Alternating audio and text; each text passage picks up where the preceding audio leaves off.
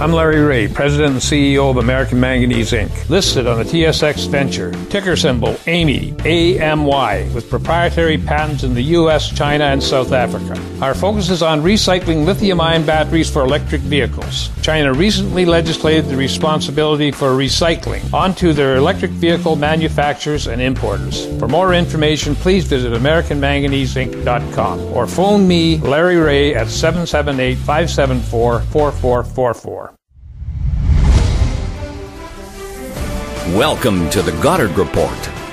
Comments made on the Goddard Report and TalkDigitalNetwork.com are an expression of opinion only.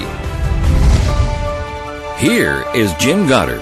My guest is Sharon Noble, Director of the BC Coalition to Stop Smart Meters. Welcome back to the show, Sharon. Hello, Jim. Thank you very much. And happy Thanksgiving to all of our American listeners. Sharon, the smart meter issue is probably one of individual rights.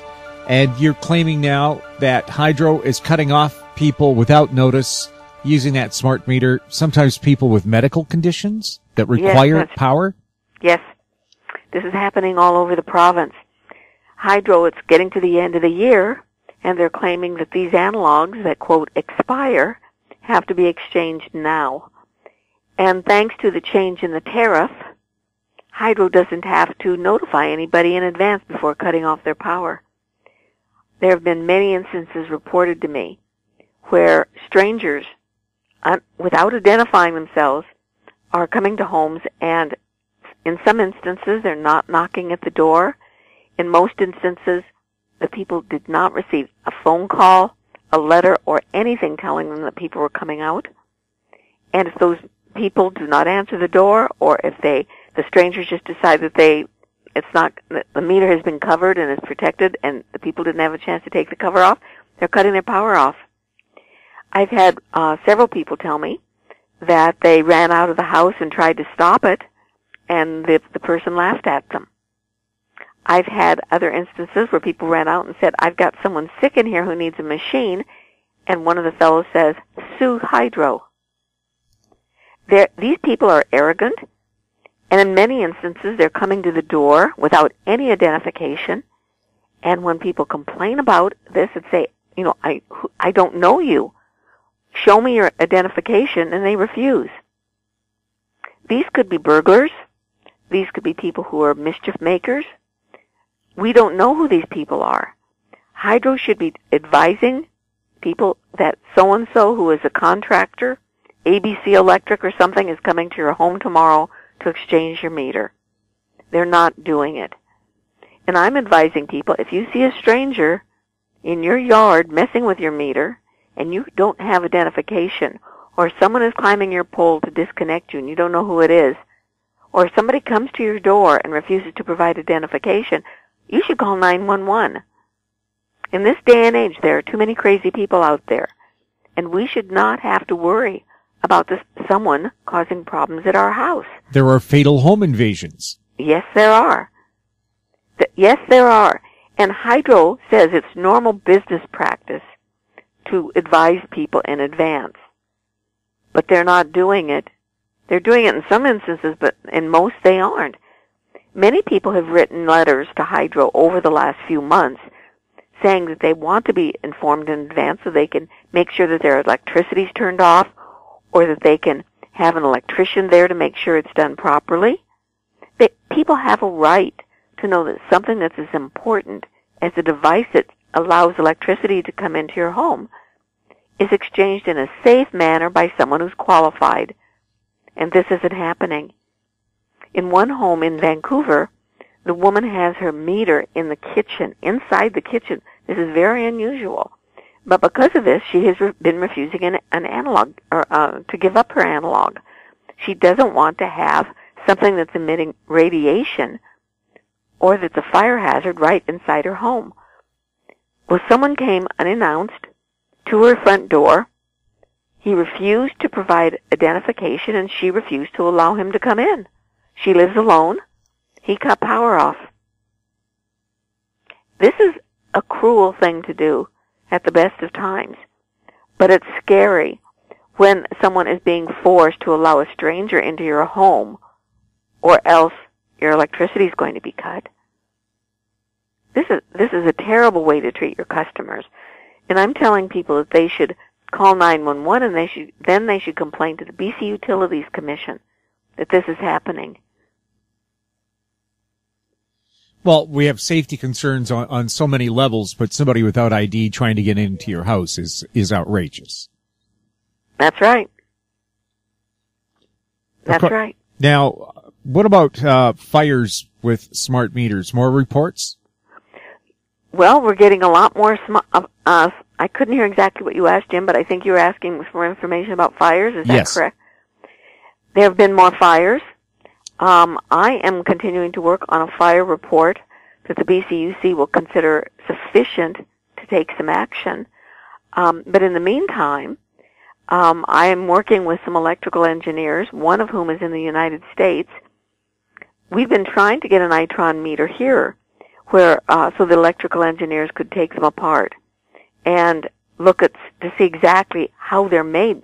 The electrical engineers who have identified many design features that are dangerous are doing it through blueprints and photos and specifications, but they haven't been able to see a fully complete, undamaged smart meter. In the States, this one electrical engineer was able to find one. He lives in an area where they're installing Itron OpenWay, the very same meters we have. He told me that he found that there is no surge arrestor, so that power surges can blow out the meter, can cause it to overheat, and can cause fires very, very easily. Also, he said that the remote disconnect switch is very poorly made and very cheaply attached. He says this is a very dangerous feature. And he wrote me today saying that he is now fighting. He will not allow a smart meter to be put on his home. If they come and insist that he has to, he lives in Illinois, he will accept his power being cut, and he is in the process of going off-grid. He said that this meter is a dangerous fire hazard, and he will not have it on his home. The very same meter that they're insisting that we put on our home. It hasn't been certified safe by a single solitary agency that is not industry affiliated. Not by the CSA, the Canadian Standards Act, not by any professional engineer. And I've asked Hydro several times to provide me with certification data that they say that they have. I've challenged them and said, if you did your due diligence before you bought this, I'm assuming that you would have had a professional engineer obtain material and look at the meter itself to determine if it's safe. And they gave me some sort of it was looked at and there was some sort of a study done and we're convinced it's safe. I'm asking for a signed certification by an electrical engineer, because without this, I don't believe that these things can legally be put on our home. What does the insurance industry say about smart meters? Nothing. They still say nothing. They are paying the claims, and I believe that because they are not coming forward, that they are being compensated, reimbursed by either the utility company or the meter companies. I have yet to see any insurance company, except for one fire inspector who works in the United States, Norm Lamb. He said that he has seen many smart meter fires, but his insurance company is continuing to pay the claims. He agrees that the only answer he has, because we all know insurance companies will not accept risks, like Lloyd's of London, who has said that they will no longer insure any health risks associated with wireless devices like cell phones. If someone claims that they've been harmed by a cell phone, too bad. They will not accept this risk. Yet the insurance companies are not saying anything about smart meters. Therefore, they're not out any money. I am suggesting that people write to their insurance companies and ask for assurance that if they have damages caused by a smart meter, that their insurance company will pay it and will not increase their premiums. Because I've had people tell me that their claims have been paid, but their premiums have gone up astronomically. This isn't fair. If the insurance company is being compensated by the utility or by the smart meter company, and they are not out any money, they should not be increasing premiums for their customers. but they are. Therefore, I think people have to go after their insurance companies and get assurance that you will not increase my premiums. How much money do you estimate BC Hydro has made for charging people not to have a smart meter installed? A rough estimation, and it's very rough, because when we started 3 years ago, December 2013, when the 3240 a month started, there were 250,000 homes refusing to take smart meters. After the 3240 came in, the number dropped quite substantially, but steadily. It's now down to about 15,000. Even using 20,000, which I think is a very low number, using 20,000 people who have paid 3240 for 3 years, that's over $23 million. And I can't find in any financial report that I've found where this money is accounted for. But something else I learned just in the last couple of weeks, Jim, about this is very disturbing. You might remember that a while ago I was charging that these fees were discriminatory because there are 50,000 smart meters that are being read manually, and people are not being charged for this. When I wrote to Hydro and asked why this is allowed, Hydro said, well, one, these people have accepted the smart meter. You haven't. Hence the 3240, which to me means it's extortion or punishment. Also, they said that most of these people live in areas out in the country, in the rural area, where the grid isn't finished yet. So eventually, they will be read. Well, for 3 years, most of these meters are being read manually. How much longer before the grid is up there? Anyway, over the last 2 or 3 weeks, people have told me that neighbors in settled areas, like in Vancouver, Victoria, and Kelowna, have smart meters that they've had for years, and they're still being manually read. The meter reader comes to the house with the legacy meter, with the analog, reads the meter, and then goes next door and reads their meter. The very same service is being provided to both people, yet only one of them is being charged for it. I believe, legally, this is discrimination. And the BC Utilities Commission is supposed to be ensuring that all people are treated fairly and equitably. When BC Hydro asked for these fees, the $32.40 per month, they justified them on the basis that everyone else is going to have their smart meter connected, and that therefore Hydro was going to have to maintain meter readers. They were going to have to keep a separate billing system, one, by the way, we already had paid for, and the meter reading was already in our rates. That's immaterial. They said that we were going to be requiring special services. I want to know, and I've written to BC Hydro, I want to know what these special services are. What service are these people receiving in these neighborhoods that their neighbors who have manually read smart meters are not receiving? This is $23 million at least that Hydro has obtained that I don't believe can be justified. And I believe that we should demand that our legacy fees either be examined and justified in great detail or be refunded. We'll have more with Sharon Noble right after the break. GEM International is a new diamond explorer in the richest diamond producing country in Africa, located next to the 4th largest producing diamond mine in the world. International Spotlight is on an 1109 carat diamond recently discovered in Africa by a fellow Canadian junior with a proven operator and finance team. GEM International trades on the TSX Venture Exchange, symbol GI. Visit us at gemdiamondmining.com. In Goddard we trust. Welcome back. We're speaking with Sharon Noble. Sharon, you're saying in some cases smart meters that aren't supposed to be transmitting are transmitting? Yes, that's true. A few months ago, someone, I believe is in the Vancouver area, had agreed to have a smart meter with the transmitter turned off. Now, this is for something he has to pay for. $20 a month to have this meter read.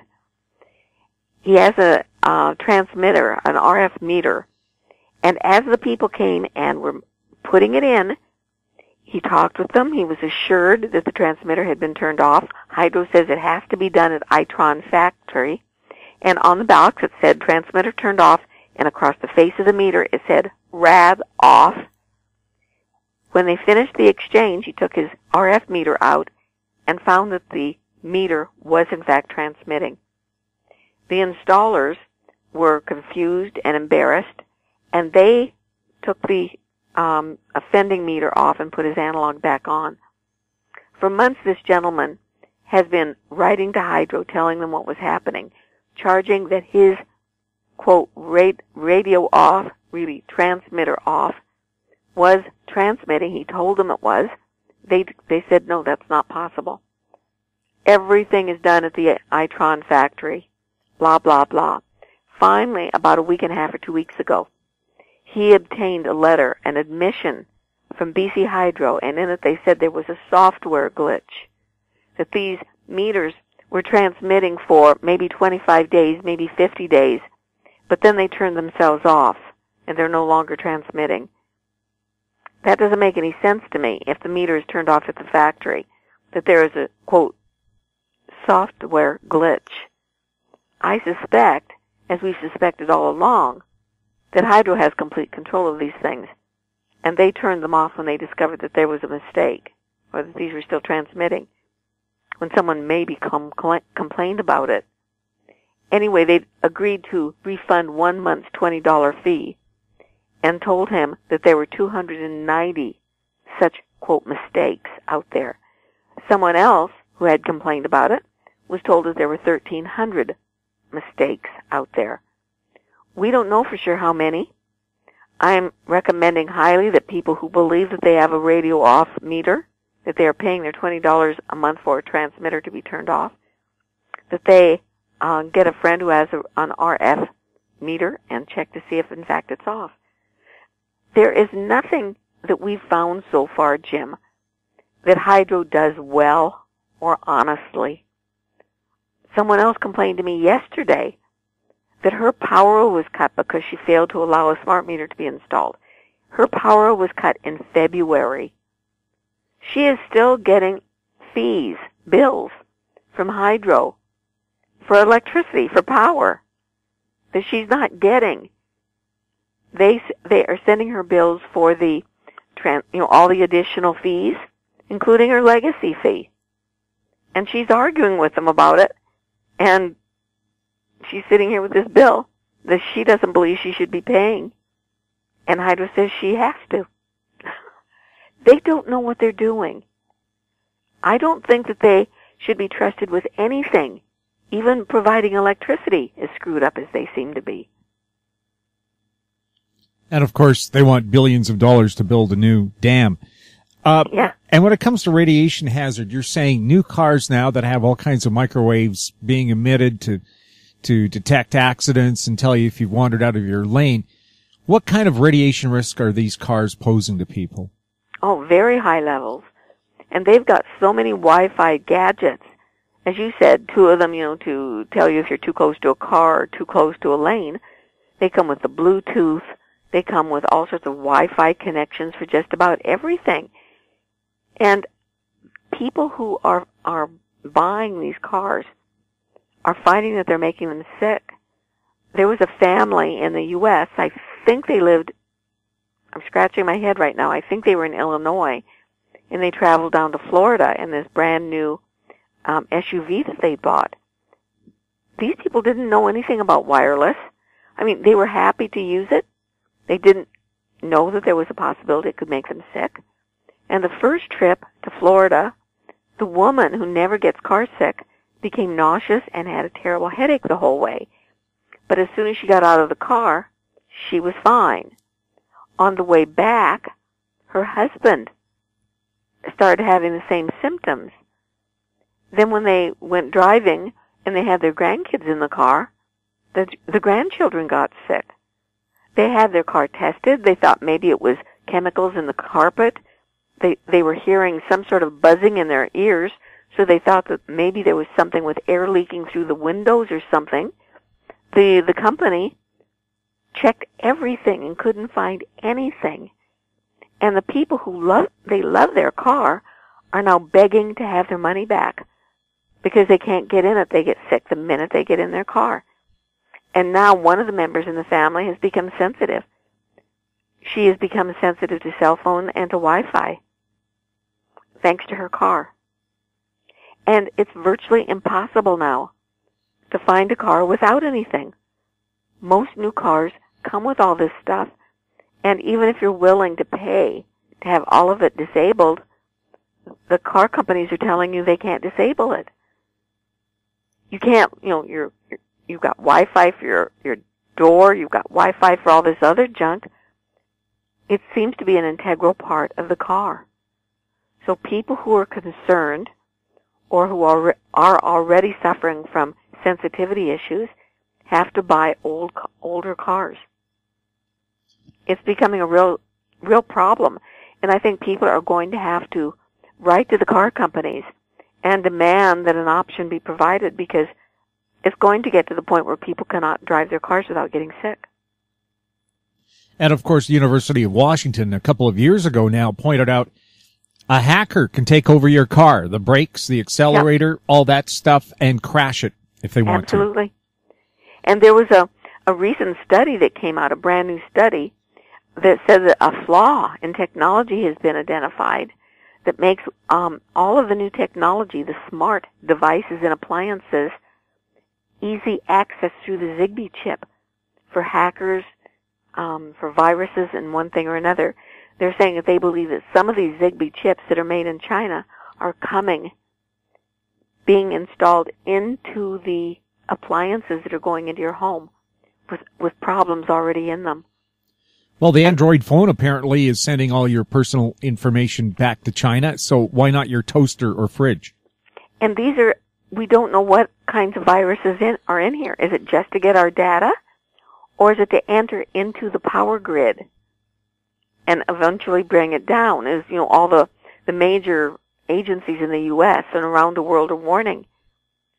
The agencies are warning that the Zigbee chip, like the Zigbee chip in the smart meter and the Zigbee chip in all of the new appliances, whether it's the dishwasher or a refrigerator or whatever, that is the way that all of the hackers and the evildoers are going to be gaining access to not only our data, but access to the grid.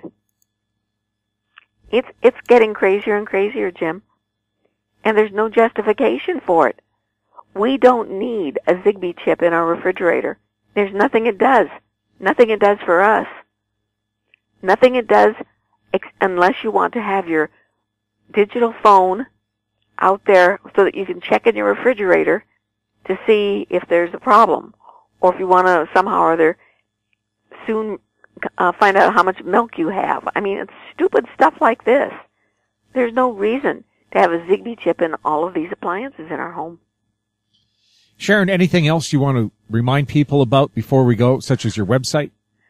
Yes, I would advise them to take a look at our website. We are expanding it now to provide information, tips on how to reduce electricity usage for those people who are trying to get off the grid. Also, we are going to be putting information out there for people who want to go off the grid. People who are going off the grid right now are sharing information and recommendations with us. New information is coming, for instance, from Tesla, about the new solar panels that will be cheaper than replacing your roof. These solar panels will be cheaper than shingles. And they look just like shingles, too, if you're worried about looks. They do. They look just like shingles, and it will be cheaper. So we are expanding our website to include things like this. And our website is www.stopsmartmetersbc.com. Sharon, thank you so much for chatting with us, and please keep us up to date with all the new issues that keep popping up around smart meters and just the electronic fog that we're now living in. I certainly will, Jim, and I thank everybody, and I hope everybody has a wonderful Christmas holiday if I don't talk to you before then. before then. My guest has been Sharon Noble, director of the BC Coalition to Stop Smart Meters. You're listening to the Goddard Report on TalkDigitalNetwork.com. Find us on Twitter at TalkDigitalNet. Our popular YouTube channel is Talk Digital Network. Questions can be emailed to info@howstreet.com. I'm Jim Goddard. Happy American Thanksgiving. Comments made on the Goddard Report and TalkDigitalNetwork.com are an expression of opinion only. The Goddard Report is available online and mobile at TalkDigitalNetwork.com. The Goddard Report is a production of How Street Media Incorporated.